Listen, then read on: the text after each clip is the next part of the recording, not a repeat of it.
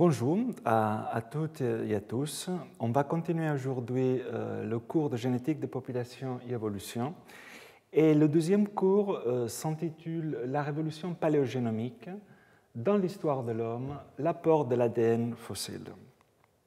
Donc tout d'abord, on va voir les caractéristiques et comment on peut extraire l'ADN provenant des fossiles et les séquencer et les différentes étapes pour s'assurer qu'on est bien en train de séquencer l'ADN fossile et non pas de contamination.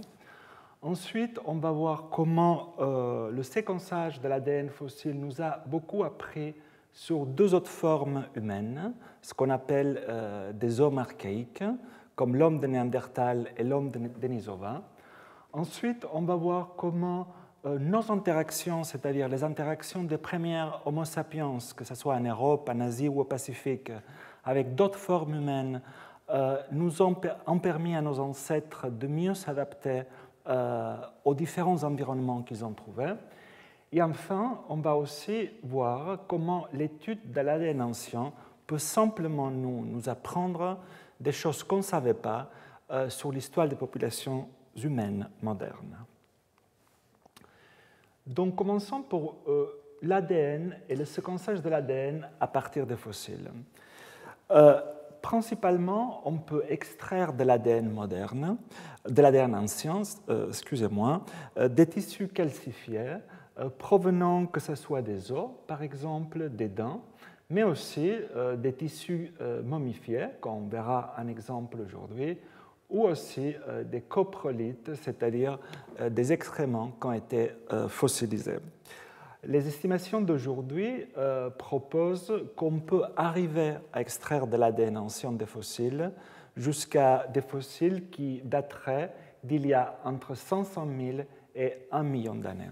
Mais la limite supérieure, ça serait pas plus de 1 million d'années, ce qui nous laisse évidemment supposer que les fantaisies du genre séquencer l'ADN des dinosaures seraient impossibles. On sait aujourd'hui aussi que l'ADN ancien, les caractéristiques principales de l'ADN ancien, c'est-à-dire extrait des fossiles, c'est que c'est un ADN très dégradé et qui a été déjà modifié. Quand on utilise un fossile pour extraire l'ADN, la première chose qu'on a, c'est très peu d'ADN endogène, c'est-à-dire très peu d'ADN véritablement provenant du fossile. La plupart de l'ADN, qu'on verra qu'on peut extraire, c'est soit l'ADN provenant des contaminations simplement des humains qui ont manipulé les restes fossiles, ou surtout de l'ADN microbien.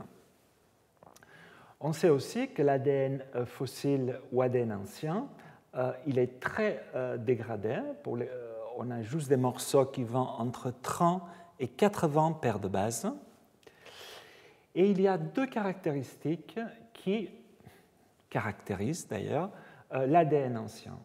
Tout d'abord, on a une déamination des cytosines en uracile. Ça veut dire qu'une fois séquencés, les uraciles sont lus comme des thymines, donc l'ADN ancien est caractérisé par un excès de T au lieu de C, surtout dans les parties 5' des séquences. Et aussi, l'ADN ancien est caractérisé par la présence des sites abasiques, c'est-à-dire des sites où simplement la base n'existe pas. Il y a un trou dans la séquence de l'ADN. Donc, comme je vous disais aussi, l'ADN ancien est très contaminé et il y a trois grands types de contaminants. Les produits dans l'ADN ancien qui peuvent inhiber les expériences à faire. On a aussi des contaminations par l'ADN environnemental, des champignons, des bactéries qui sont présents autour du site qui a été fouillé, ou sur l'os, par exemple, lui-même. Et surtout, ça c'est le type de contamination le plus difficile à s'en débarrasser, surtout quand on veut extraire l'ADN des humains, c'est la contamination d'ADN humain moderne qui a été contaminé simplement pendant les fouilles ou l'expérimentation. Donc, comme l'ADN ancien est très contaminé, pour l'identifier, on a plusieurs façons d'évaluer, d'estimer le niveau de contamination exogène, d'ADN exogène, qu'on a dans un extrait d'ADN ancien. Ici, imaginons par exemple qu'on veut extraire l'ADN provenant d'un néandertalien. Donc, dans le pool d'ADN qu'on va extraire, on aura quelques séquences, c'est-à-dire quelques brins d'ADN en bleu provenant véritablement de Néandertal. On aura beaucoup d'ADN environnemental, surtout provenant des microbes. Et on peut avoir aussi de l'ADN humain, simplement parce que cet ADN a été introduit, comme je vous disais, lors des fouilles ou simplement lors des expériences en laboratoire par le humain qui a manipulé cet ADN. Donc, une façon de s'en débarrasser, c'est par exemple utiliser l'ADN mitochondrial comme marqueur du niveau de contamination humaine. Imaginons ici, on a plein de séquences, mais dans notre pool d'ADN, on voit qu'on a deux types d'ADN mitochondrial. 70% de l'ADN mitochondrial qu'on a est d'origine néandertalien, mais on a 30% de l'ADN mitochondrial qui est d'origine humain moderne. Donc là, si le pool d'ADN qu'on est en train d'extraire est en théorie d'origine néandertalien, on saura qu'il y a environ 30% de contamination dans ce pool d'ADN par des humains modernes. On peut aussi utiliser la présence du chromosome Y quand il s'agit des spécimens de sexe femelle. Parce que si on est en train d'extraire, comme la plupart des néandertaliens qu'on verra qui ont été déjà séquencés sont des femmes, la présence du chromosome Y dans ces extraits d'ADN témoigne d'une contamination, parce qu'on sait que par définition, il ne doit pas y avoir le chromosome Y. Et enfin, on peut aussi utiliser les modifications connues de l'ADN ancien, les modifications post-mortem connues de l'ADN ancien, pour bien le cibler. Ces modifications communes, fréquentes, comme je vous disais, de l'ADN post-mortem, c'est l'excès de base T, surtout dans le début des séquences, la présence des sites abasiques, et aussi, étant donné que la fragmentation de l'ADN post-mortem est principalement due à la dépurination, la première base séquencée suit souvent une purine dans le génome de référence utilisé pour l'alignement. Donc, en général, il y a des grands principes de précaution que je ne vais pas vous lire en détail ici pour authentifier véritablement l'ADN ancien d'un extrait d'ADN et serait prévenir d'ailleurs la contamination par l'ADN moderne, c'est-à-dire aujourd'hui, toutes les fouilles archéologiques se font dans des conditions propres. Évidemment, il y a 30 ans ou 100 ans, ça ne se faisait pas dans des conditions propres parce que, comme vous verrez, personne ne s'imaginait qu'un jour on pourrait utiliser ces restes fossiles pour extraire l'ADN. Tout ce qui est la manipulation des restes fossiles en laboratoire, évidemment, se fait dans des conditions d'extrême propreté, stérilisation, utilisation des rayons UV et du javel. Et aussi, comme je vous l'ai dit, une fois l'ADN est séquencé, on sait qu'il y a certaines caractéristiques qu'on s'attend de cet ADN véritablement ancien, comme des séquences très courtes, parce que ce sont des séquences dégradées, et toutes les modifications à niveau des bases que je viens de vous dire. Donc, le premier voyage génétique vers le monde de la paléogénétique, à l'époque, en 1984, ça ne s'appelait pas paléogénétique, aujourd'hui cette discipline s'appelle la paléogénétique, a été le séquençage de la part d'un groupe de chercheurs américains d'une partie de l'ADN d'un zèbre qui est disparu, le zèbre quagga, que vous pouvez voir ici dans un zoo à Londres. Le dernier spécimen de quagga s'est éteint au zoo d'Amsterdam en 1883. Donc, ils ont réussi à séquencer d'un spécimen muséum de zèbres quagga, ils ont réussi à extraire l'ADN. Ils ont séquencé qu'à l'époque, c'était déjà un exploit, 229 paires de bases. Ils ont pu voir, en comparant cette séquence avec celle du zèbre de montagne actuel, que ces deux lignées de zèbres se seraient séparées il y a entre 3 et 4 millions d'années. Aujourd'hui, il y a deux zèbres quagga en Afrique du Sud. Évidemment, ce ne sont pas des vrais zèbres quagga. C'est un projet qui s'appelle le projet Quagga en Afrique du Sud, qui, à partir de l'élevage de différents types de zèbres avec des rayures différentes, ont réussi à recréer ce que phénotypiquement, c'est-à-dire à niveau de l'apparence, ressemblerait à un zèbre quagga, que vous pouvez voir ici par rapport à des zèbres classiques, même si, évidemment, cette quagga n'est pas un vrai quagga d'un point de vue génétique, parce qu'il n'y a pas eu de clonage de quagga. Voici aussi, la même année, ou une année après, en 1985, un des premiers exemples aussi de séquençage de l'ADN fossile vient d'un des pères de la paléogénétique, Svante Pääbo, de l'Institut Max Planck de Leipzig, qui a réussi à séquencer un morceau d'ADN d'une momie. Alors, à l'époque, comme vous savez, la momification a commencé en Égypte, il y a environ 4000 ans, et dans cette étude-là, sur 23 momies différentes, Svante Pääbo a réussi à extraire l'ADN d'une seule momie qui datait d'il y a environ 2400 ans.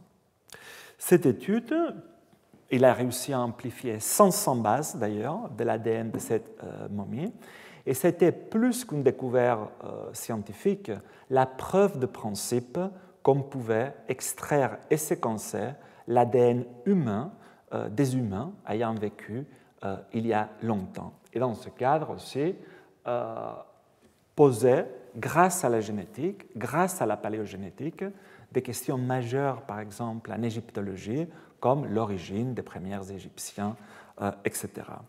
Il avait été déjà assez visionnaire à l'époque, Svante Pääbo, en 1985, parce qu'il avait déjà prédit que sa découverte, c'est-à-dire le séquençage de l'ADN ancien d'une momie, plus le travail en avant du séquençage d'un morceau d'ADN de quagga, excusez-moi, mettait en avant la possibilité qu'avec des techniques de biologie moléculaire, dans les années qui allaient à venir, on pourrait vraiment systématiquement séquencer de l'ADN provenant des fossiles. Ce qui restait encore, en 1985, quelque chose de l'ordre de la science-fiction. Mais depuis, beaucoup de travail a été fait sur le séquençage de l'ADN ancien.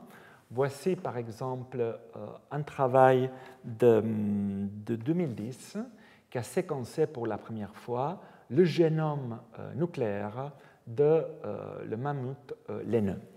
Le mammouth laineux a vécu pendant le Pléistocène et il a vécu jusqu'à il y a que 4000 ans. On trouve des exemplaires de mammouth laineux dans des îles dans le nord de la Russie. Donc, ce qu'ils ont fait ici, c'était séquencer. Vous avez ici, par exemple, une représentation de la grotte de Rouffignac, en Dordogne, d'un mammouth laineux d'il y a 13 000 ans. Donc, dans ce travail, ce qu'ils ont fait, ils ont séquencé plusieurs mammouths, dont un en particulier qui datait d'il y a 20 000 ans. Ils ont extrait l'ADN et ils ont observé que la plupart des fragments étaient de pas plus de 150 paires de bases, ce qui témoignait qu'il s'agissait véritablement d'un ADN ancien et dégradé. Ils ont ensuite aligné les séquences de mammouths avec des séquences actuelles d'une des espèces les plus proches du mammouth, c'est-à-dire l'éléphant, et ils ont vu que 80% des séquences obtenues dans l'extrait, le pool d'ADN ancien, correspondaient effectivement au mammouth, le reste étant essentiellement des microbes. Ils ont estimé, grâce à cette étude, la taille du génome du mammouth, qui ferait environ 4 milliards de bases, c'est-à-dire 1 milliard de plus que l'ADN du génome humain, c'est à 3 milliards. Et ce qu'ils ont vu, assez intéressant, que vous pouvez voir ici, c'est que les différences entre les génomes du mammouth et de l'éléphant sont très faibles, de l'ordre de 0,6%, la moitié que les différences qu'on a entre un humain et un chimpanzé, que c'est environ 1,2% de différence dans leur génome, même si le temps de séparation entre l'éléphant et le mammouth et l'homme et les chimpanzés est à peu près le même. Il y a environ 6 millions d'années. Ils ont vu aussi que les deux mammouths qu'ils ont séquencés ont commencé à diverger il y a environ 1 million d'années. Et enfin, l'étude plus généralement du génome du mammouth, en particulier du mammouth laineux, peut nous renseigner aussi sur les fonctions physiologiques impliquées dans l'adaptation au froid. Et voici les derniers résultats de cette année, d'ailleurs, 2021, qui ont poussé vraiment à la limite la capacité de séquencer l'ADN ancien. Ils ont réussi à séquencer le génome de 2 mammouths qui ont plus de 1 million d'années. Jusqu'à là, quelle que soit l'espèce animale confondue, le spécimen plus vieux jamais séquencé, c'était un cheval qui avait environ 700 000 ans. C'est un travail qui a été fait par un Français, d'ailleurs, Ludovic Orlando. Et aussi quelques néandertaliens qui dataient d'il y a 430 000 ans. Jamais rien n'avait été séquencé de plus vieux. Il y a quelques mois, ce groupe a réussi donc à séquencer un mammouth à partir d'un dent qui date d'il y a environ 600 000 ans et 2 mammouths qui auraient vécu entre il y a 1 million d'années et 1,5 million d'années. Le séquençage de ces 3 génomes a permis de mieux comprendre les origines et l'évolution des mammouths, comme vous pouvez voir ici. Et qu'est-ce qu'ils ont vu? Donc, en comparant leur génome à celui de l'éléphant d'Afrique, que vous voyez ici, et d'autres génomes de mammouths du Pléistocène supérieur plus récents, c'est-à-dire les mammouths laineux et les mammouths de Colomb, qui habitaient en Amérique, ils ont déjà vu que les 2 de ces 3 mammouths, ici, celui vieux d'il y a environ 1 million d'années et l'autre qui correspond à celui d'il y a environ 600 000 ans, correspondent à la branche qui aurait donné lieu au mammouth laineux qu'on trouve ici. Première observation.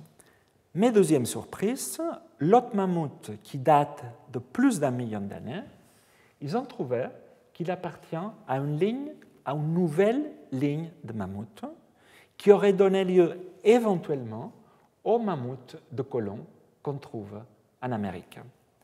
Ce qu'ils ont vu, que le mammouth de Colomb serait le résultat d'un métissage presque à 50%, à 50-50, entre cette lignée-là qui a éventuellement donné lieu au mammouth de Colomb, plus les ancêtres, les lignées-là qui éventuellement ont donné lieu au mammouth laineux, plus 12% de métissage plus récent avec les mammouths laineux d'Amérique. Et ça aurait donné lieu au mammouth de Colomb. Finalement, en étudiant différentes mutations dans le génome de ces mammouths qui ont été déjà associées à l'adaptation au froid des mammouths laineux, ils ont vu que les ancêtres des mammouths laineux, ces 2-là, portaient déjà ces mutations impliquées dans l'adaptation au froid et tout particulièrement dans des traits phénotypiques comme l'apparition de la fourrure laineuse. Mais quid de l'étude de l'ADN ancien par rapport à notre espèce? Comme nous allons voir par la suite, l'étude de l'ADN fossile nous a permis de mieux comprendre les caractéristiques des hommes archaïques, c'est-à-dire les Néandertaliens et les Denisoviens. Ça nous a permis aussi de découvrir des nouvelles formes humaines, et on va voir ça dans le cas de Denisova, que c'est que et uniquement grâce à la génétique que cette forme humaine a été découverte. Ça nous a permis de comprendre si nos ancêtres Homo sapiens, les premiers Européens et les premiers Asiatiques, se sont métissés ou pas avec ces formes humaines dites archaïques. Et enfin, ça nous a permis de comprendre, comme je vous disais au début, différentes migrations humaines et aussi dans quelle mesure le métissage entre Homo sapiens et ces formes archaïques du genre Néandertal et Denisova a permis à Homo sapiens de mieux s'adapter à son environnement. Donc commençons par les hommes archaïques. Les hommes archaïques, les hommes dits archaïques, vivaient en Eurasie jusqu'à il y a environ 40 000 ans. Ça, c'est ce qu'on sait sur la base de la paléanthropologie et l'archéologie.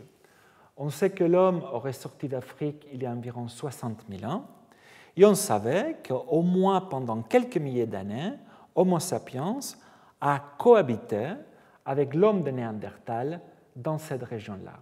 Et comme on va voir par la suite, on va voir que la génétique a permis de découvrir une autre forme humaine en Asie. Le premier cas, les premiers essais de séquençage d'un homme archaïque, en l'occurrence un néandertalien, date de 1997, où le séquençage de l'ADN mitochondrial était possible à partir d'un spécimen de Néandertal retrouvé en Allemagne en 1856. L'ADN était extrait à partir d'un morceau d'humérus droit. Et à l'époque, le séquençage de l'ADN ancien était extrêmement laborieux parce que toutes les techniques de ce qu'on appelle de séquençage de nouvelle génération n'existaient pas. Donc, pour cela, il fallait extraire l'ADN, le cloner dans les plasmides, séquencer tous les plasmides et éventuellement identifier ce plasmide qui portait éventuellement de l'ADN qui avait l'air d'être de l'ADN ancien. Donc, ce qu'ils ont vu ici, c'est qu'une fois séquencés, ils ont écarté toutes les séquences d'ADN qui ressemblaient à l'ADN mitochondrial humain, moderne, car les problèmes de contamination ici sont majeurs. Quand on extrait l'ADN d'un mammouth, c'est beaucoup plus simple de différencier l'ADN contaminant humain de l'ADN qui nous intéresse en l'occurrence, le mammouth. Tandis que là, les deux types d'ADN, c'est-à-dire l'ADN endogène d'origine néandertalienne et l'ADN contaminante, l'ADN des hommes modernes qu'on appelle, se ressemblent trop. Donc c'est là qu'il faut faire appel à des mutations diagnostiques qui distinguent, s'il y en a, en l'occurrence s'il y en a, des ADN mitochondriales, en l'occurrence d'origine Homo sapiens, donc contamination, et des ADN mitochondriales d'origine néandertalien. Donc, une fois ils ont éliminé tous les ADN mitochondriales des hommes modernes, ils ont pu séquencer environ 300 nucléotides de l'ADN mitochondrial de Néandertal. Et qu'est-ce qu'ils ont vu? Que cet ADN mitochondrial avait environ 28 mutations qui le séparaient de la séquence d'ADN mitochondrial d'Homo sapiens. Et cela, quelle que soit la région géographique. C'est-à-dire, quand ils comparaient l'ADN mitochondrial néandertalien avec l'ADN mitochondrial d'Homo sapiens, quelle que soit l'origine géographique d'Homo sapiens, il y avait environ 28 mutations. Autrement dit, l'ADN mitochondrial néandertalien n'était pas plus proche de l'ADN mitochondrial des Eurasiens qu'il l'était des Africains. Donc ici, le raisonnement était que, vu que Néandertal habitait en Eurasie, s'il se métissait avec Homo sapiens d'Eurasie, son ADN devrait être plus proche des Eurasiens qu'il ne l'est des Africains. Donc, ils ont conclu qu'il n'y a pas eu de métissage entre les deux espèces. Depuis ce premier travail, il y a eu aussi beaucoup d'études basées sur des simulations, etc. Et les chercheurs s'acharnaient presque d'une façon fière d'affirmer qu'il n'y a pas eu de métissage entre l'homme moderne et l'homme de Néandertal, presque idéologique. Aujourd'hui, on est tous ravis, quand on verra par la suite, que Néandertal est très gentil et qui nous a donné beaucoup de choses qui nous ont permis de mieux survivre. À la suite, ils ont commencé en 2010, c'est le premier exemple du séquençage du génome de Néandertal. À l'époque, en 2010, c'était encore le génome pas à haute résolution, c'était un génome brouillon, comme ça l'était le génome humain en 2001. La version du génome humain de 2001, c'est la version brouillon. La vraie version n'est apparue qu'en 2004. De même pour l'ADN mitochondrial, ils ont réussi à séquencer 4 millions de nucléotides de 3 néandertaliens, plus de segments de 3 autres spécimens. En particulier, ils ont séquencé l'ADN provenant de 3 os qu'ils ont trouvés en Croatie. Ils l'ont comparé à des petits morceaux du génome d'autres néandertaliens dans d'autres régions de l'Eurasie. En l'occurrence, dans le pool extrait d'ADN, plus de 95% de l'ADN était d'origine microbienne dans ces cas-là. Donc vous pouvez voir que la quantité d'ADN endogène était extrêmement faible. Ensuite, en utilisant l'ADN mitochondrial, comme marqueur de contamination probable, ils ont vu qu'il y avait moins de 1% de contamination, ce qui est très bien, ce qui voulait dire que la plupart de l'ADN qui restait était probablement et véritablement d'origine néandertalienne. Tout d'abord, ils ont comparé, une fois ils ont eu le génome de Néandertal, le génome néandertalien avec celui d'Homo sapiens, qu'on l'avait déjà. Ils ont trouvé qu'en moyenne, il y a 78 mutations qui seraient spécifiques de notre espèce et qui ne seraient pas présentes chez les Néandertals. Les chercheurs, à l'époque, étaient surtout intéressés à retrouver des mutations qui auraient participé à l'hominisation de notre espèce, c'est-à-dire ce qui nous séparerait de l'homme de Néandertal. Ils ont trouvé ces 78 mutations, dont la plupart sont impliquées dans des fonctions cognitives et la morphologie crânienne. On sait que c'est une des caractéristiques qui sépare, qui distingue l'homme de Néandertal de l'Homo sapiens.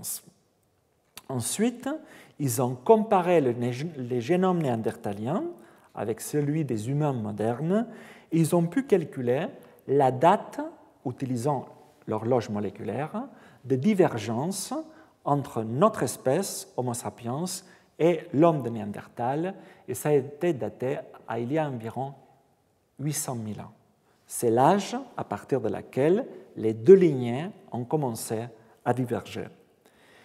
Et enfin, la deuxième et probablement la plus grande surprise de ce papier, et c'est là qu'on a commencé à parler de ça, c'est que quand ils ont comparé le génome de Néandertal avec plusieurs génomes humains provenant de différents endroits du monde, Afrique, Europe, Asie, ils ont observé que le génome de Néandertal ressemblait toujours plus aux Eurasiens qu'aux Asiatiques, qu'aux Africains, excusez-moi.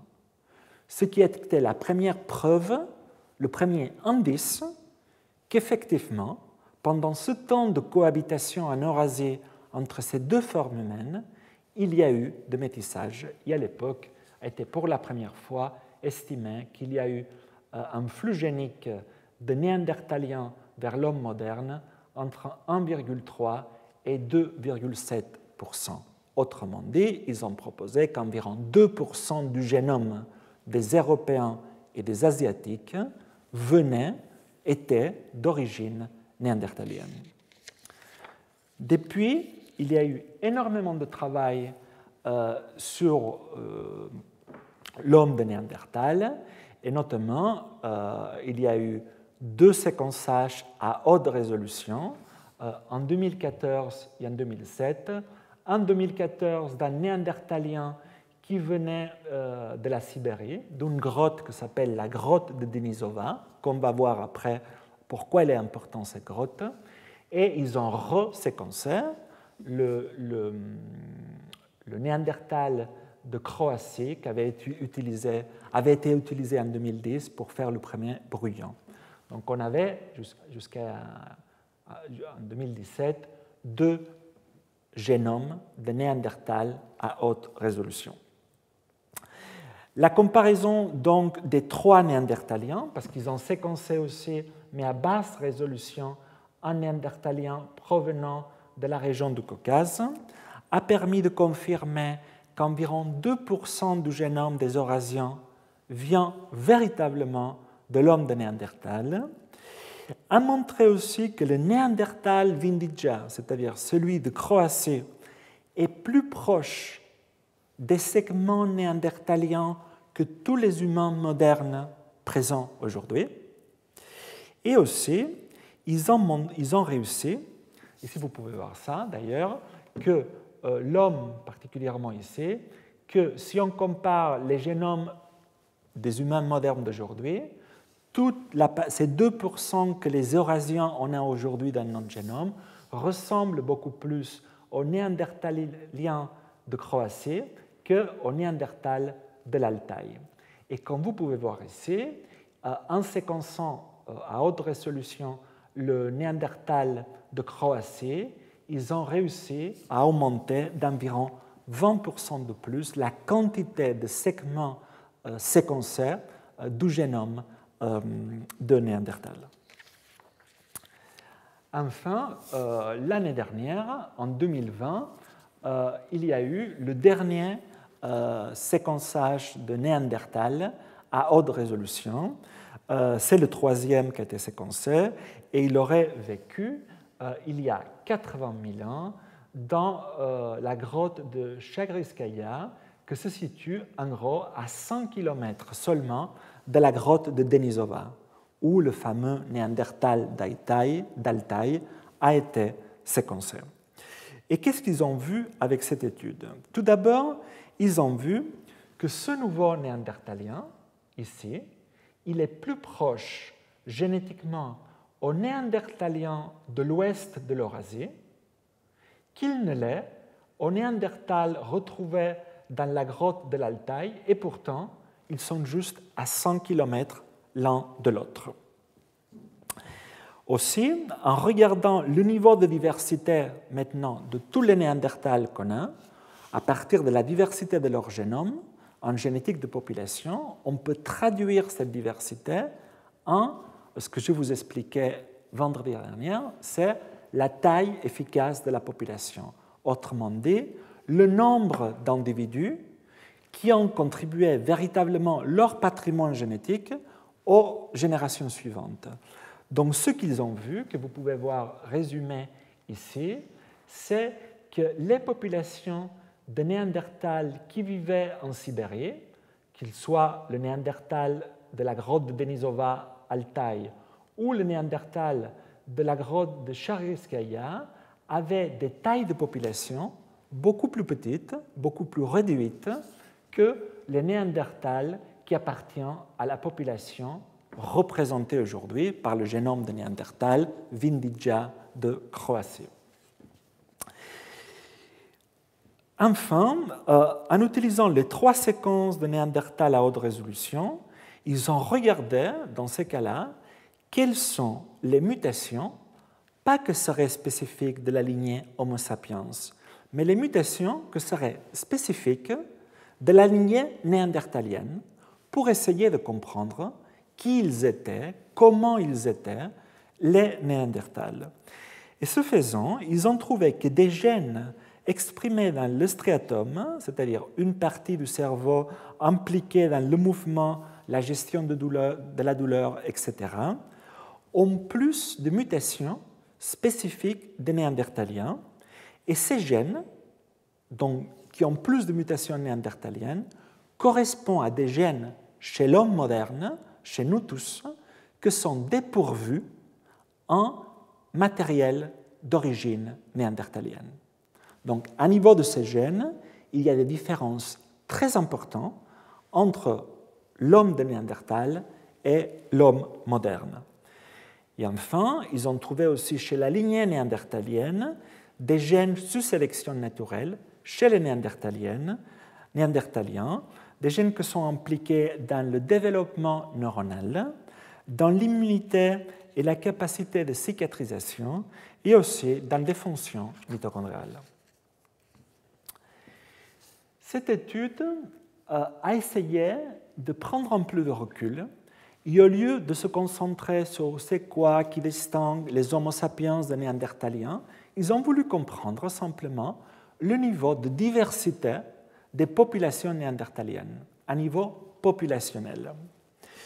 Et donc, ce qu'ils ont fait, ils se sont concentrés sur différents spécimens de Néandertal ayant vécu dans la dernière partie de l'histoire de Néandertal, c'est-à-dire il y a entre 39 000 ans et 47 000 ans. Ils ont comparé ces 5 spécimens de Néandertal avec d'autres Néandertal ayant vécu il y a plus longtemps.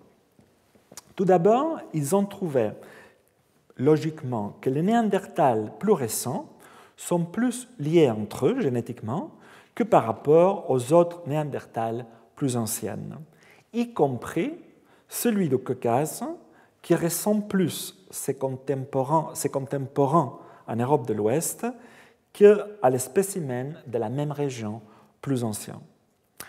Dans l'ensemble, il semblerait donc que dans la dernière partie de l'histoire des Néandertals, il y a eu un remplacement de la population de Néandertal.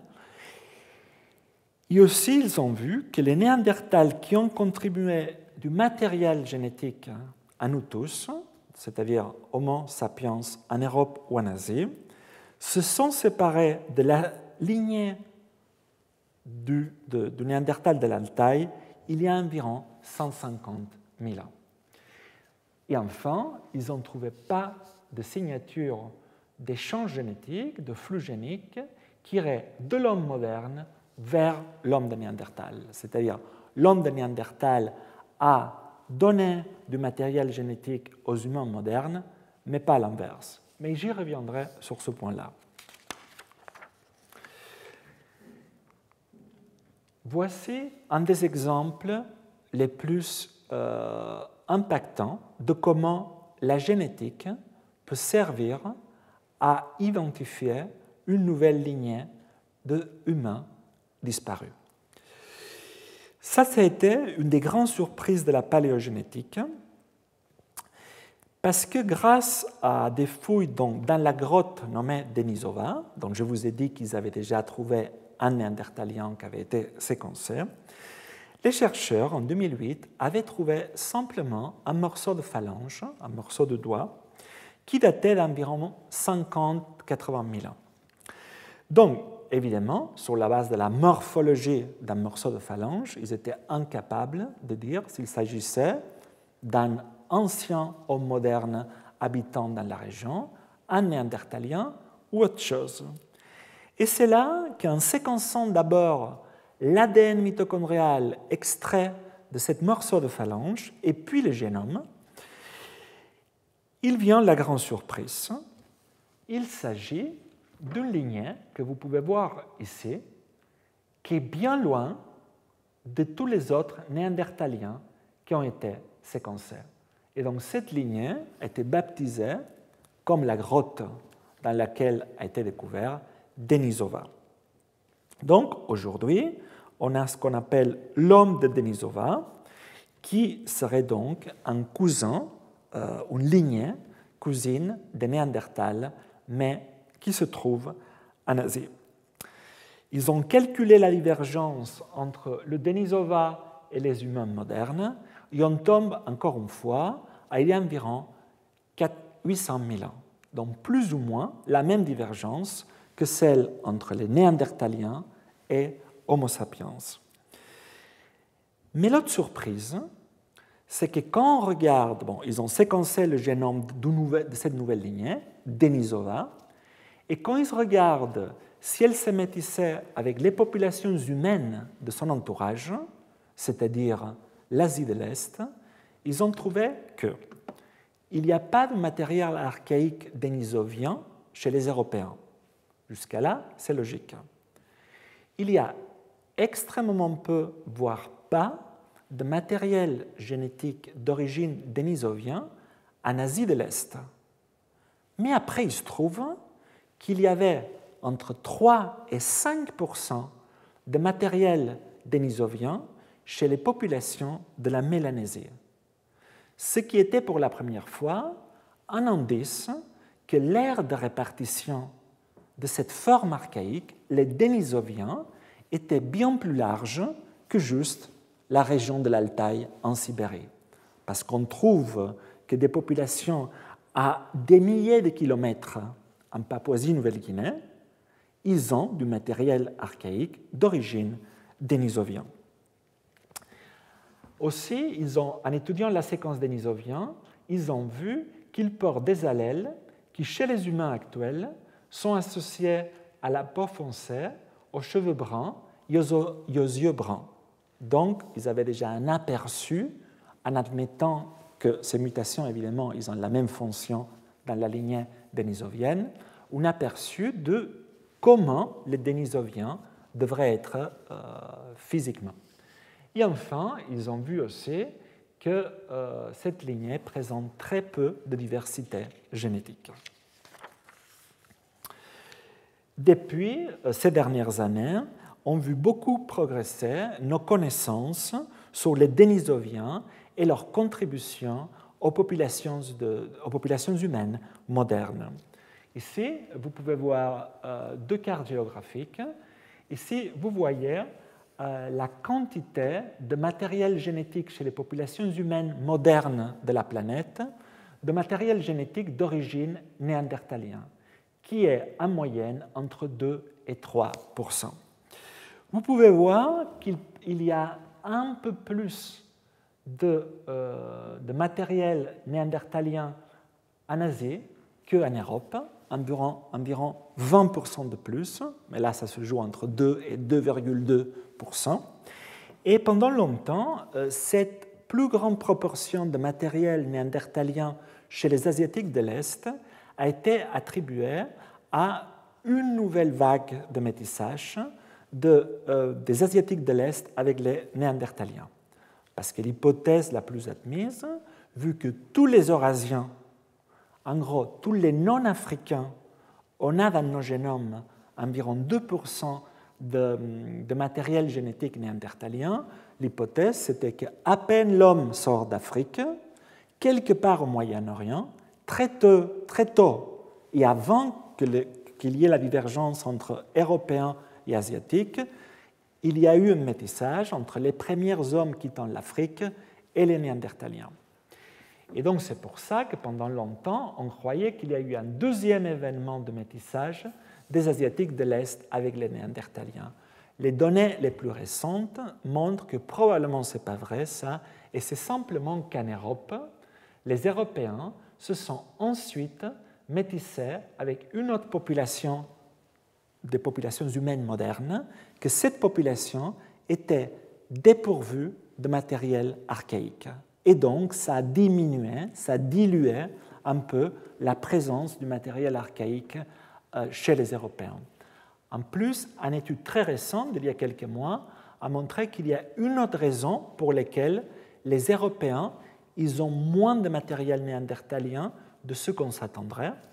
Et c'est parce qu'en Afrique, il y a eu des migrations provenant des Européens, ou en gros des Eurasiens de l'Ouest, des gens du Moyen-Orient.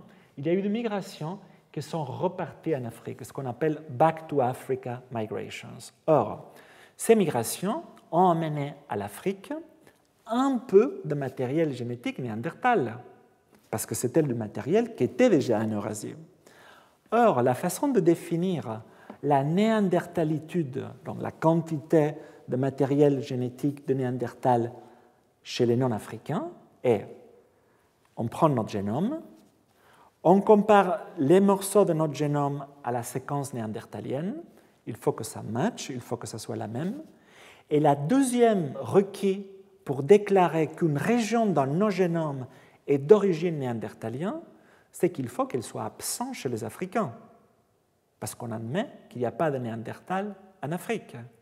Or, s'il y a un peu de matériel néandertalien en Afrique qui est dû à ces migrations back to Africa, ça va sous-estimer la quantité de matériel archaïque néandertal en Europe.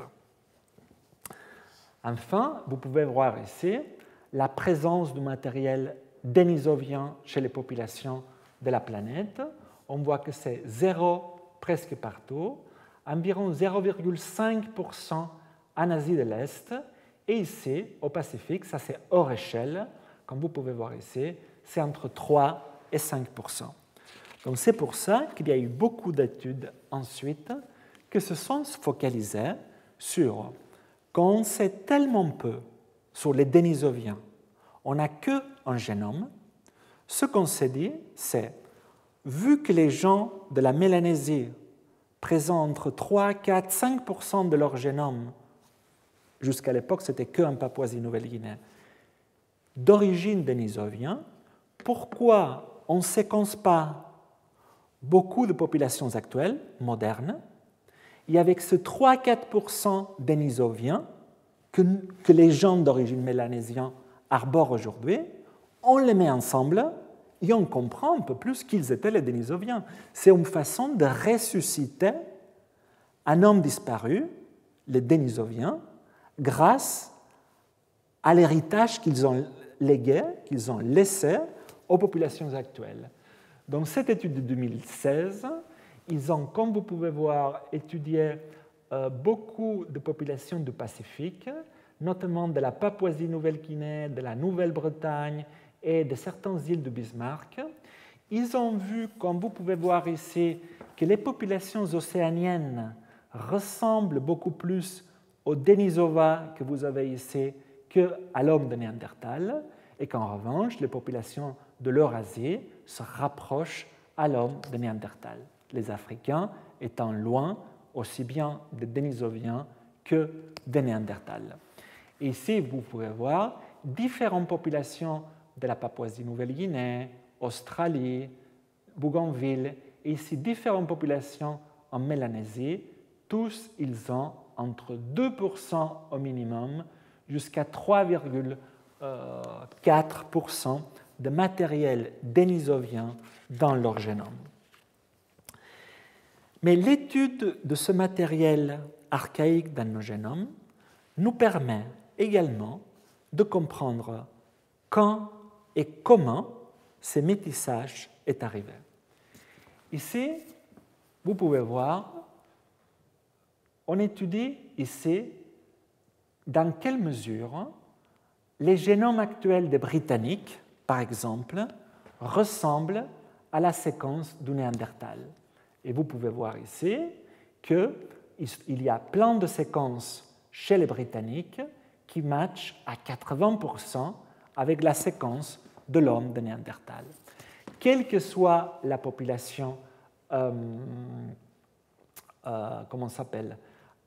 humaine, britannique, espagnol, italien, asiatique de l'Est, on voit sur le X ici, c'est juste le match avec la séquence de Néandertal, qu'il y a, qu'on dirait que toutes les populations de l'Eurasie se sont métissées avec un type de population d'hommes de Néandertal particulière et unique.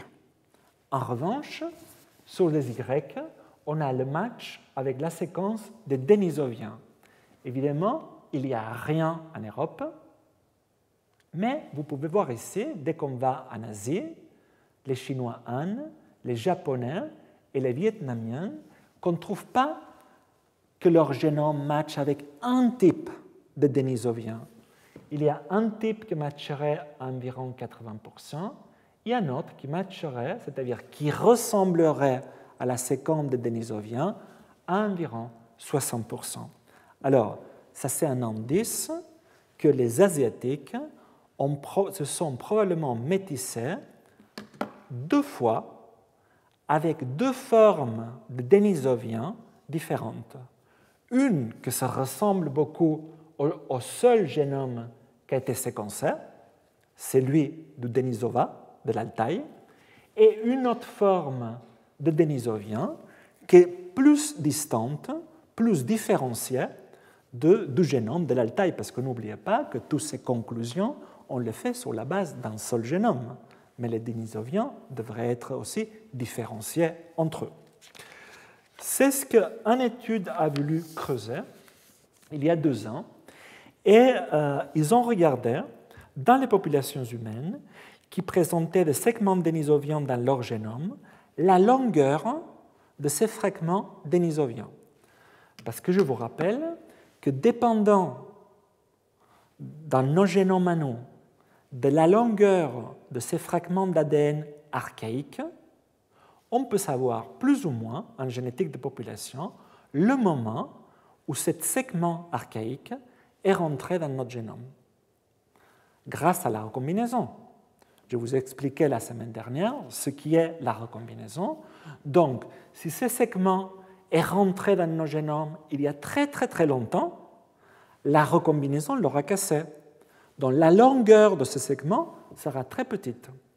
En revanche, si ce segment est rentré dans nos génomes il n'y a pas longtemps, parce que l'événement de métissage est récent, nous porterons des fragments longs, parce que la recombinaison n'a pas eu le temps de raccourcir ce segment.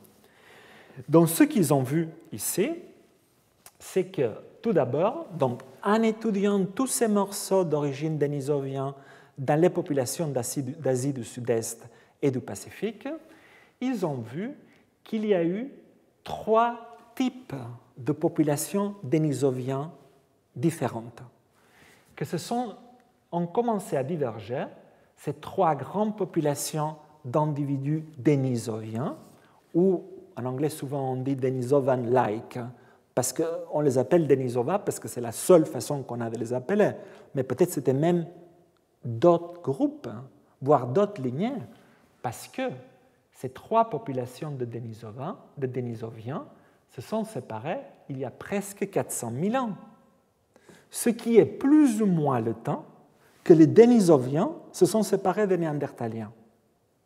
Donc vous comprendrez bien que c'est par convention qu'on les appelle des Denisoviens.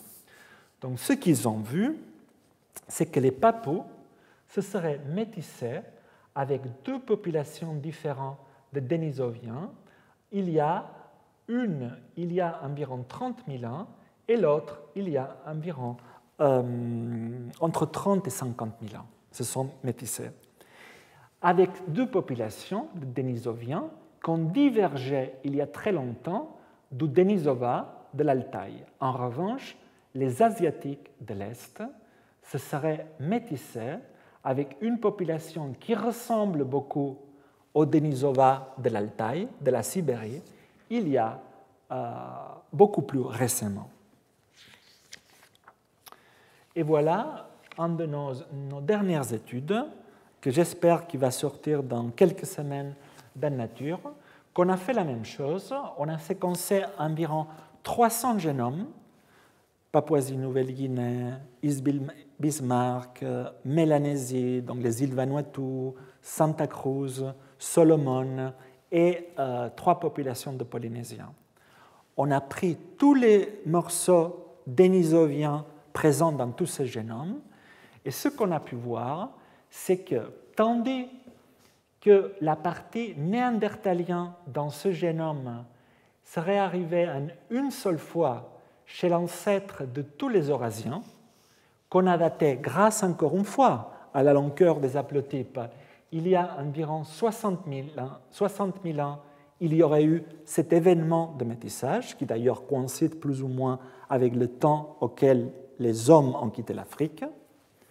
Ce qu'on a vu, c'est qu'il y a eu au moins 4 événements indépendants de métissage avec l'homme de Denisova. Les plus anciens, donc on en trouve 2 chez les Papous, qui date entre il y a 25 000 ans et 60 000 ans. On en trouve un spécifique d'une population des Philippines, les Acta, parfois connues sous le nom de Negritos.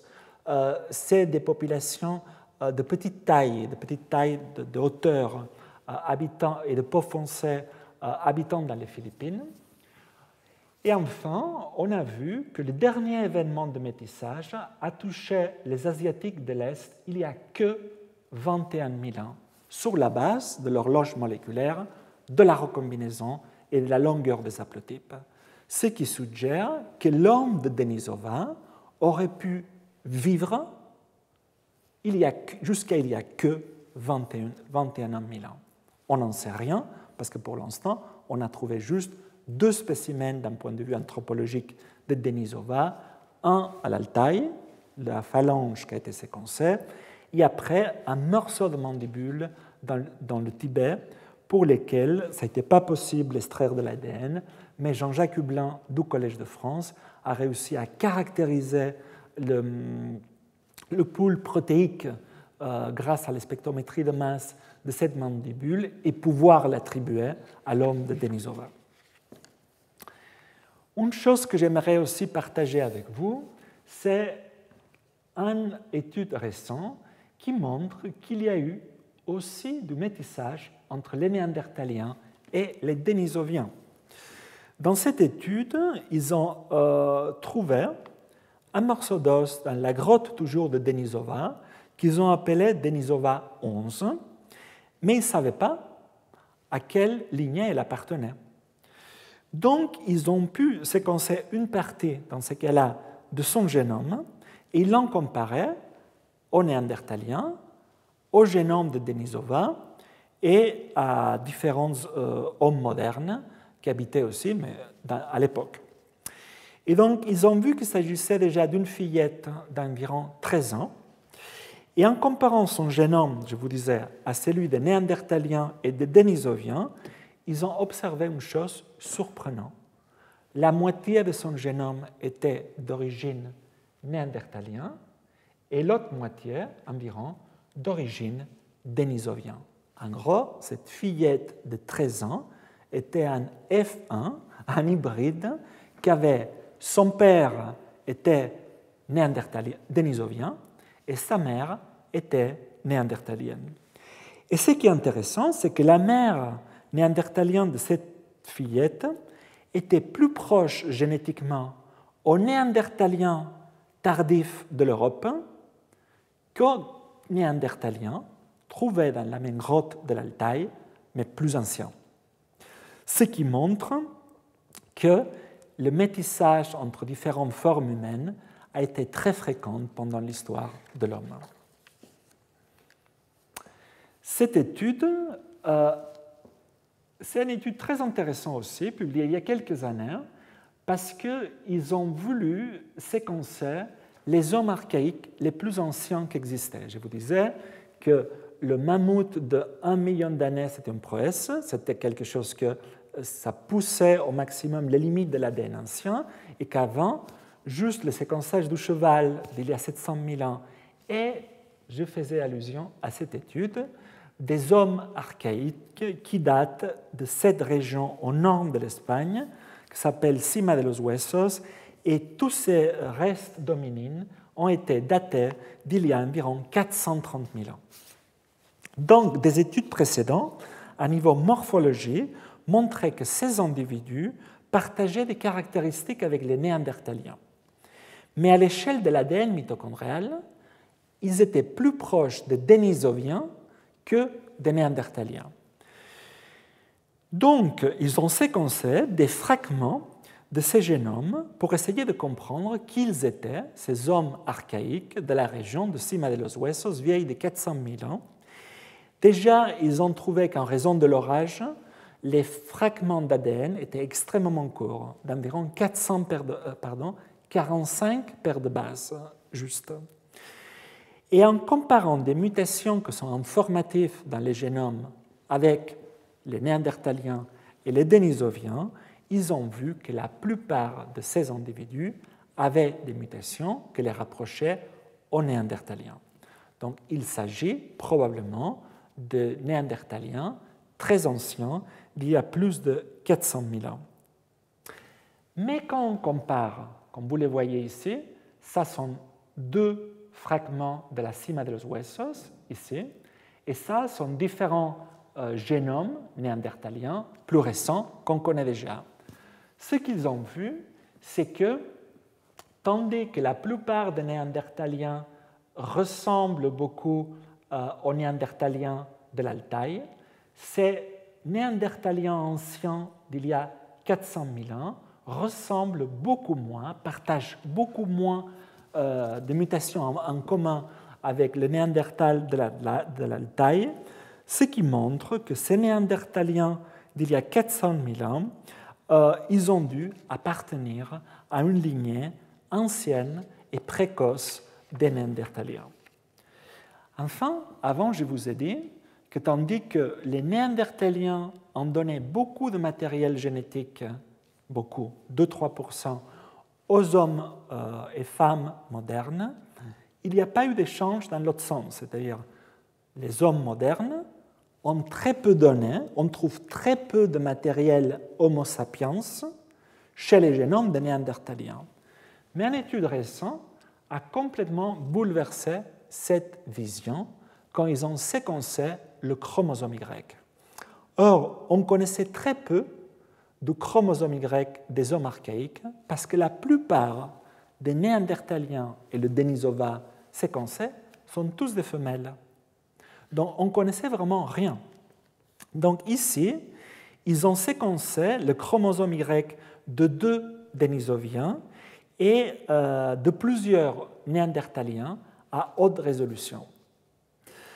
La première surprise qu'ils ont observée, c'est que, au lieu que le chromosome Y des Néandertaliens et des Denisoviens soit plus proche entre eux, ils ont vu que le chromosome Y des Néandertaliens est plus proche de celui des hommes modernes. Première chose.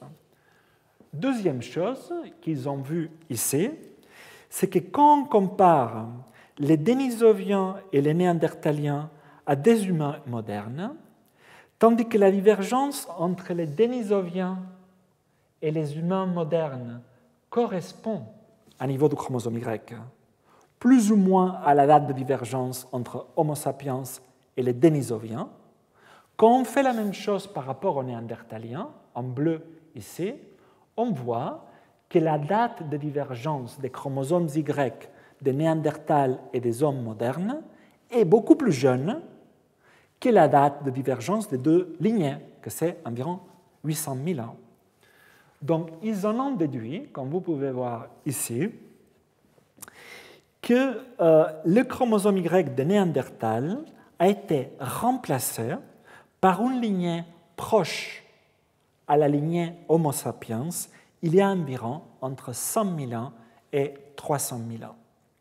Ainsi, dans les Néandertaliens de la dernière période, il y aurait eu un remplacement de leur chromosome Y par une lignée proche des humains d'aujourd'hui, ce qui montre que la lignée qui a donné lieu à Homo sapiens a aussi contribué à la variabilité des Néandertaliens. La cause de la perte du chromosome Y original, entre guillemets, de Néandertal, on ne la connaît pas, mais les auteurs ont émis l'hypothèse qu'au vu de la petite taille de la population néandertalienne, où la sélection naturelle est beaucoup moins efficace, le chromosome Y étant impliqué dans des phénotypes par définition extrêmement sélectionnés, dont la reproduction, il y a pu y avoir un remplacement d'un chromosome Y provenant d'une autre lignée qui portait des mutations qui rendaient les Néandertaliens plus fit, ce qu'on appelle plus adaptés et plus capables de se reproduire. Jusqu'à maintenant, on a vu la mesure dans laquelle nous portons, quand je dis nous, je dis Homo sapiens d'origine non africaine, des morceaux archaïques de Néandertal ou de Denisova. Mais une question majeure dans ces dernières années, c'est où sont localisées ces régions-là dans notre génome. Est-ce que les régions qui présentent de notre génome de matériel génétique néandertal sont distribuées dans notre génome d'une façon homogène, un peu partout, donc ces 2,2% est distribué un peu partout, ou il y a des régions très riches en néandertal et des régions très pauvres. De même pour Denisova. Donc c'est ce qu'ils ont fait les auteurs ici, ils ont cartographié en étudiant 257 génomes de populations modernes d'aujourd'hui, de 120 populations d'aujourd'hui d'ailleurs, ils ont cartographié tout au long du génome quelles sont les parties qui sont riches en matériel génétique néandertal, riches en matériel génétique dénisovien et aussi pauvres, ce qu'on appelle des déserts archaïques, des zones, des régions de notre génome qui sont dépourvues en matériel néandertal ou dénisovien. Et ce faisant, ils ont trouvé 18 déserts néandertaliens, ce sont 18 régions de notre génome qui ne présentent jamais du matériel néandertalien. Et 63, ça ils l'ont trouvé dans toutes les populations non africaines, et en revanche, chez les populations de la région Asie-Pacifique, ils ont trouvé 63 déserts dénisoviens. Mais avant de comprendre les fonctions de ce matériel archaïque dans nos génomes, il y a différents cas de figure. Donc, partons en arrière, ça c'est le passé et ça c'est le présent. Ça sont des chromosomes. Qu'est-ce qui peut arriver dans nos chromosomes à nous? Ça c'est Homo sapiens. Il peut y avoir l'introduction du matériel archaïque d'origine néandertalien, mais dans ces cas-là, ces mutations néandertaliennes sont délétères pour la survie de notre espèce. Donc ces mutations seront éliminées de la population. Donc voici le cas d'un désert néandertalien, un gène impliqué probablement dans une fonction d'Homo sapiens qui ne tolère pas que ça change. En revanche, on peut avoir des régions, des mutations provenant de Néandertal ou de Denisova, je veux dire Néandertal pour simplifier ici, qui sont neutres. Donc, sont introduits dans une partie de notre génome, qui n'ont aucune fonction, ou simplement ils sont tolérés, et donc ces mutations restent dans la population, et leur fréquence va fluctuer par simple dérive génétique. Donc, mais en revanche, il peut y avoir des mutations néandertaliennes qui, une fois intégrées dans le génome humain, nous ont aidés à mieux survivre. Et donc, ces mutations vont augmenter en fréquence. Donc là, on parle d'introgression adaptative. Ces deux termes sont importants parce que je vais les utiliser beaucoup maintenant. Une région qu'il y a du matériel néandertalien, on appelle de l'introgression archaïque. Mais l'introgression archaïque, quand elle devient avantageuse pour notre espèce, elle s'appelle introgression adaptative. Or, une question majeure des dernières années, c'est tout ce matériel archaïque qu'on a dans nos génomes, que ce soit d'origine néandertalien ou dénisovien, il est simplement là par hasard, parce qu'il a été toléré, ou dans quelle mesure une partie de celui-là nous a aidé à mieux s'adapter à l'environnement. Donc, ce qu'ils ont vu, tout d'abord, c'est que la plupart du matériel archaïque qui est rentré dans nos génomes a été contre-sélectionné.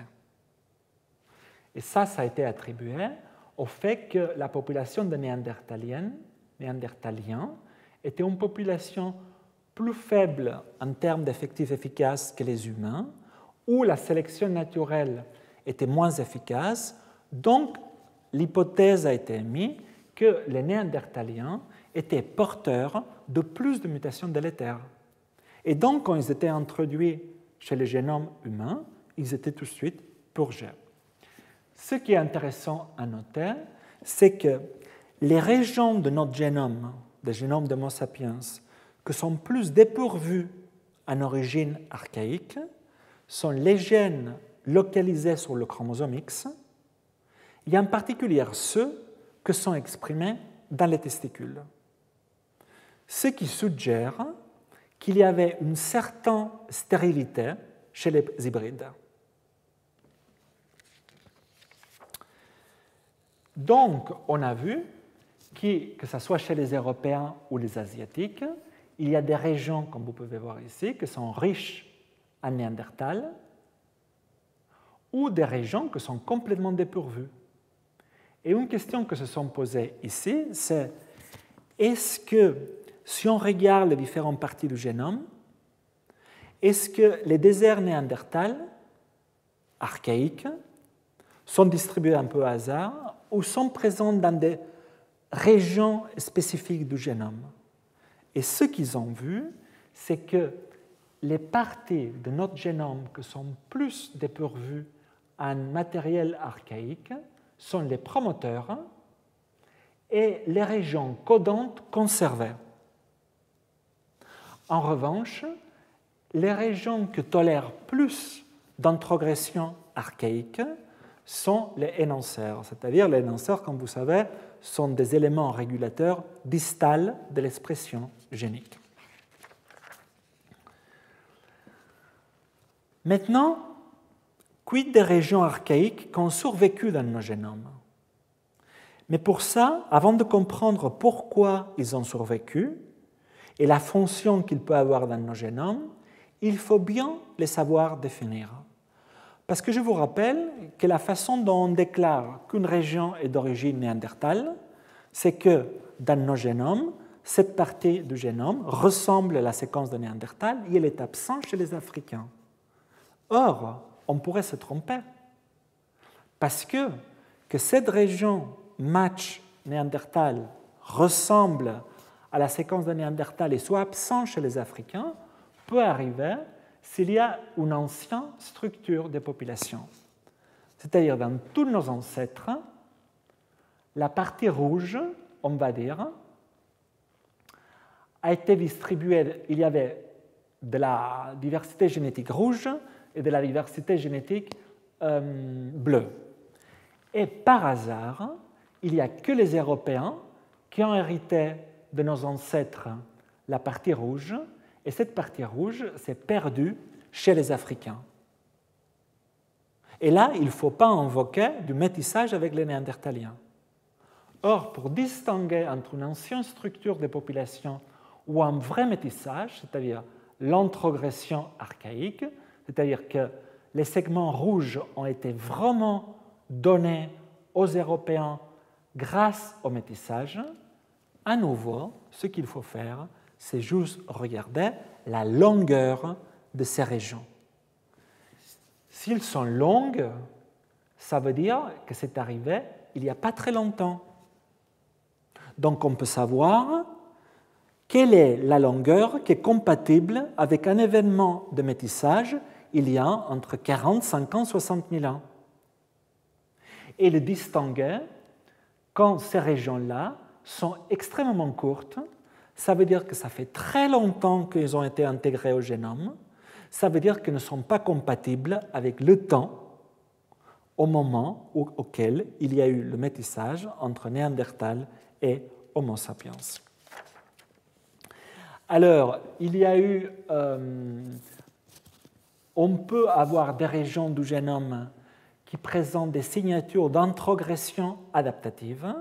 Dans le cas de Néandertal, je ne veux pas vous faire la liste de tous les gènes et fonctions qui nous ont été donnés par Néandertal ou par les Denisoviens et qui ont été bénéfiques, mais voici quelques exemples. Par exemple, dans le cas de Néandertal, vous avez ce gène-là, BNC2, il est exprimé chez les kératinocytes, il est associé à la pigmentation de la peau chez les Européens. L'haplotype néandertalien, dans ces cas-là, est présent dans 70% des Européens actuels. Il est absent en Asie. un exemple en Asie, ici, le gène POU2F3. Ce gène, il est également impliqué dans l'épiderme et il est impliqué aussi dans la prolifération des kératinocytes. En l'occurrence, l'haplotype néandertalien est présent dans 60% des Asiatiques de l'Est actuels et présent à très faible fréquence en Europe. Par rapport à Denisova, par exemple, laissez-moi mentionner ce gène-là, TNF-AIP3. TNF-AIP3, c'est probablement l'exemple le plus emblématique aujourd'hui de ce que Denisova a donné aux gens du Pacifique. Et c'est que grâce à ce métissage, les gens du Pacifique ont pu mieux s'adapter à l'environnement. Donc la question, c'est qu'est-ce qu'il fait? TNF-AIP3, c'est un enzyme de l'immunité qui est impliqué dans l'atténuation de la réponse inflammatoire, c'est-à-dire le fameux orage de cytokines dont vous avez beaucoup entendu parler, surtout dernièrement, grâce ou à cause de l'épidémie de Covid. Donc, ça c'est une autre étude, beaucoup plus récente, où ils ont étudié les signatures de sélection de l'héritage dénisovien chez les Papous et chez les populations de l'Asie du Sud-Est. Ils retrouvent que TNF-AIP3 est partagé par ces deux populations, ce qui soutient le fait que ces populations du Sud-Est asiatique et du Pacifique, grâce au métissage avec Denisova, ils ont acquis des mutations, pas seulement reliées à l'immunité, dont je vous parlerai beaucoup en détail vendredi prochain, que sera exclusivement dédié à la relation entre l'homme et les pathogènes, mais aussi ils ont acquis d'autres gènes qui sont impliqués. Donc, grâce à ce métissage avec Denisova, ils ont acquis d'autres gènes impliqués dans l'adipogénèse, c'est-à-dire la fabrication de la graisse, du tissu adipeux chez l'homme. Dans cette étude, il a voulu poser une question beaucoup plus générale, et c'est quels sont les grands gènes et les grandes fonctions que l'homme moderne, quand il est sorti d'Afrique, que ce soit en Asie, en Europe, en Mélanésie ou au sud de l'Asie, qu'est-ce que les populations modernes de ces endroits-là ont plus acquis comme gènes archaïques? Donc là, on trouve encore des gènes impliqués dans la pigmentation de la peau, en Asie de l'Est, par exemple, comme OK2. En Mélanésie, on retrouve TNF-AIP3, donc impliqué dans l'immunité. Aussi, les gènes antivirales OAS1, 2, 3, je vais en parler vendredi prochain, et aussi le gène en Europe BCN2 associé à la pigmentation de la peau. Donc, deux exemples ici, plus en particulier, l'exemple de la région OK2, que ce gène est impliqué dans la pigmentation de la peau, des cheveux et des yeux en Europe. Et ce gène, la variabilité de ce gène a été héritée par toutes les populations, sauf les Africains, de Néandertal. Ici, un exemple de Denisova, donc toujours le gène TNF-AIP3 impliqué dans la régulation de la réponse inflammatoire. Vous pouvez voir que la partie dénisovienne de ce gène, on la trouve introgressée uniquement chez les individus d'origine mélanésienne.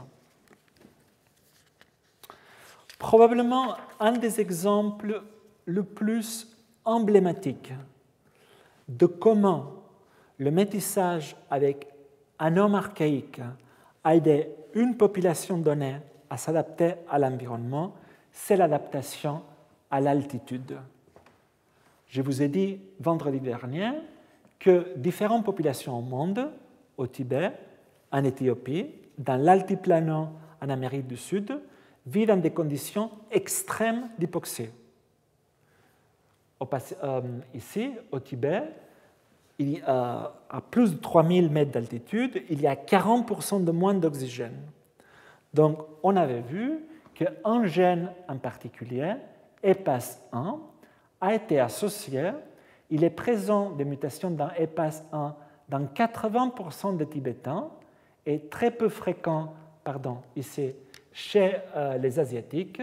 Et cette étude avait montré que la signature de sélection naturelle était spécifique des Tibétains et non pas des Chinois Han. C'est-à-dire, ces mutations ont augmenté en fréquence au Tibet parce qu'elles permettent de mieux s'habituer à la vie en hypoxie. Donc, pourquoi je vous parle de ça?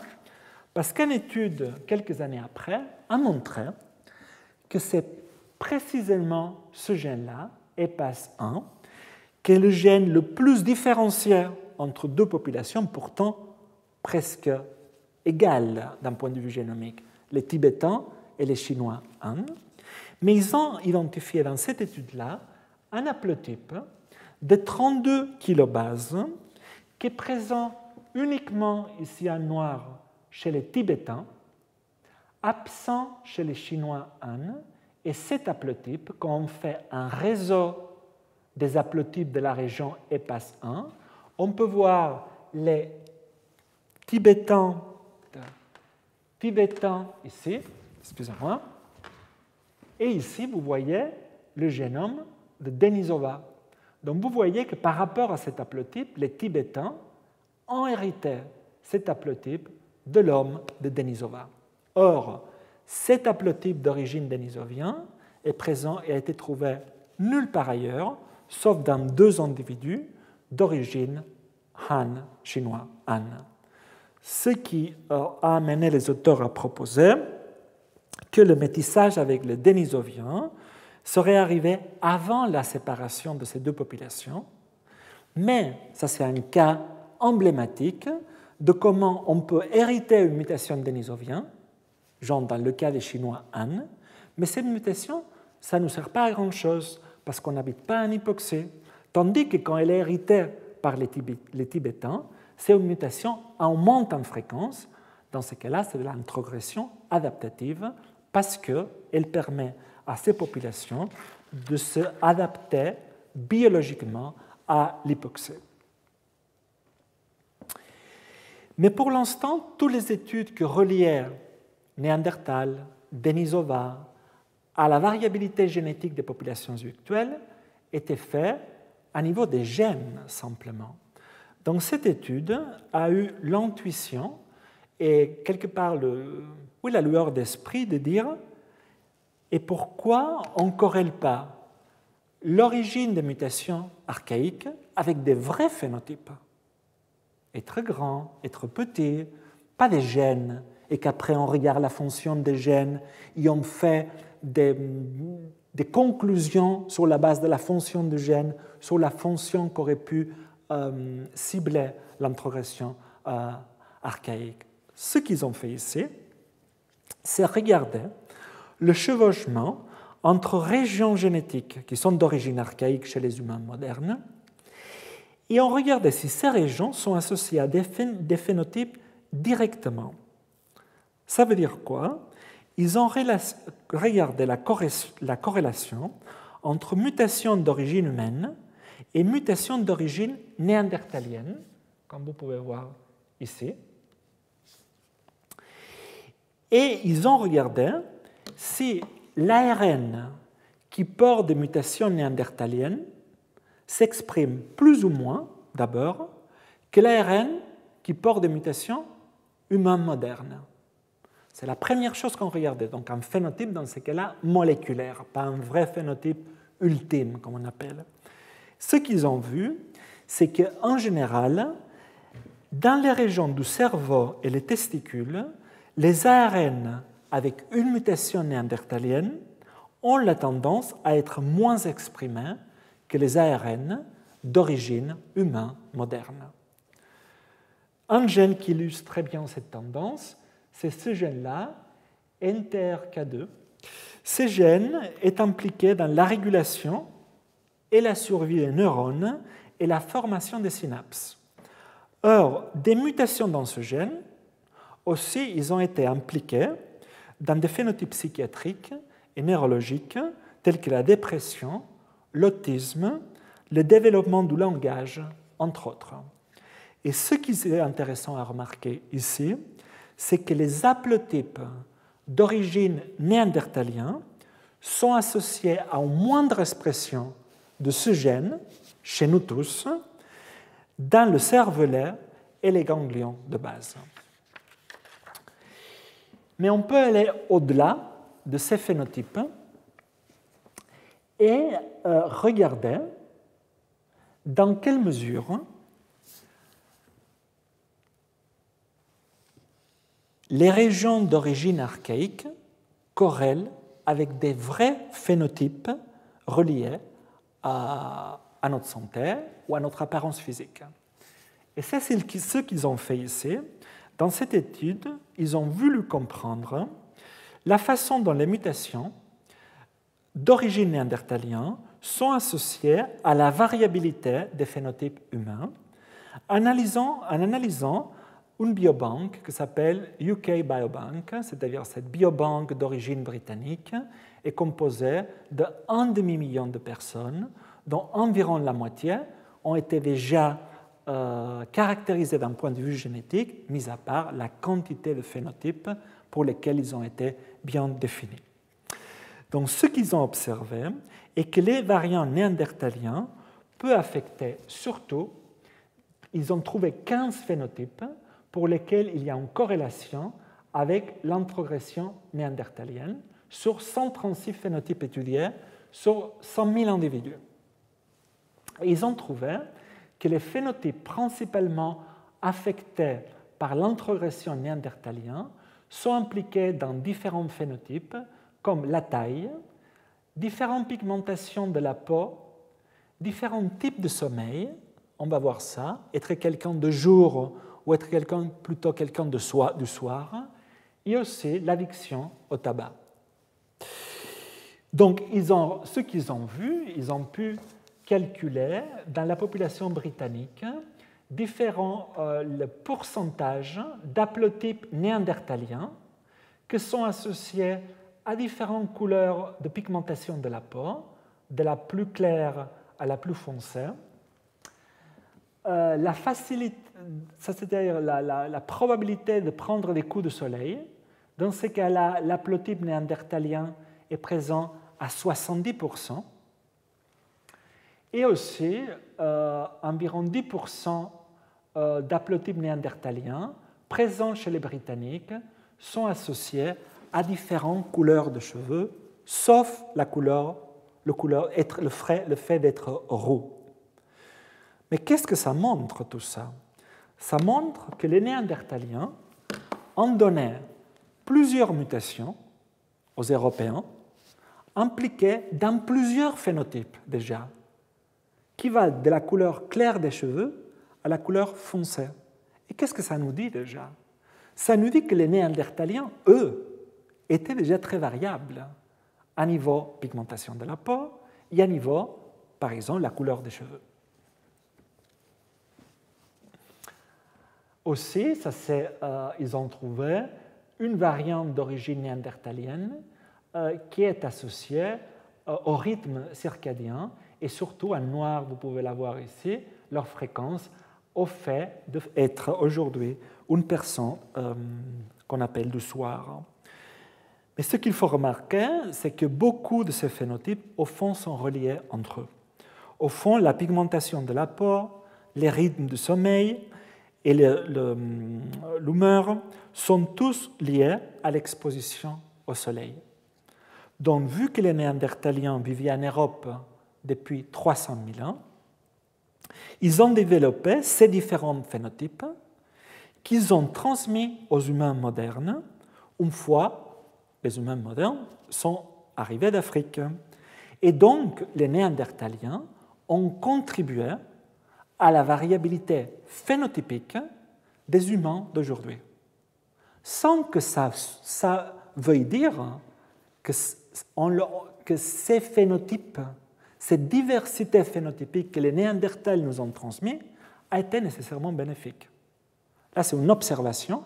En se métissant, ces phénotypes ont été tolérés, et donc notre diversité phénotypique ne résulte que de notre propre adaptation à l'environnement, mais aussi on l'a hérité en partie par le métissage avec l'homme de Néandertal.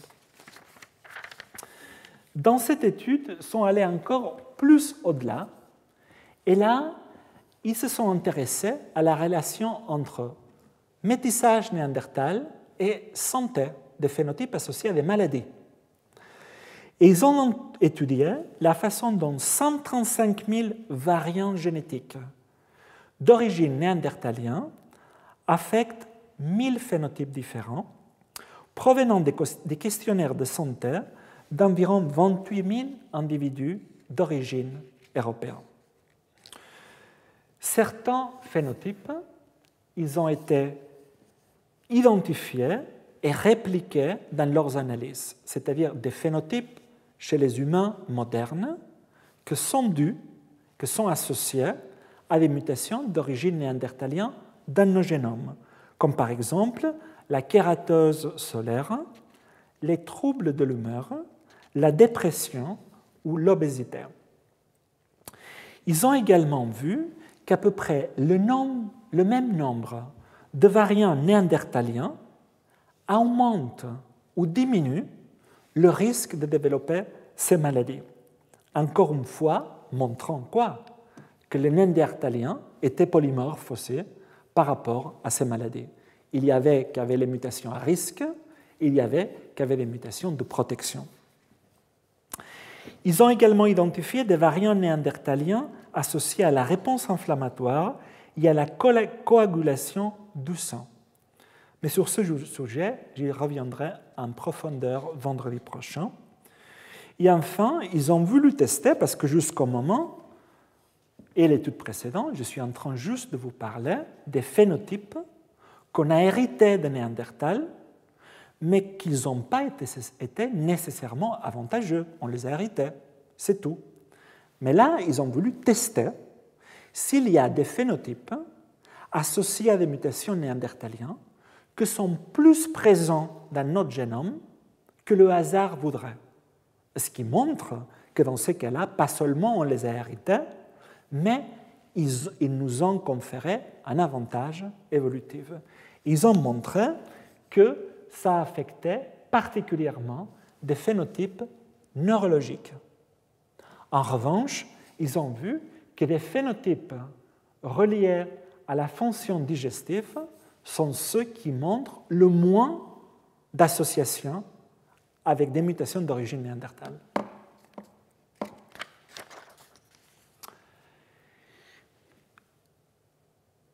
Donc, je vais m'arrêter là pour aujourd'hui.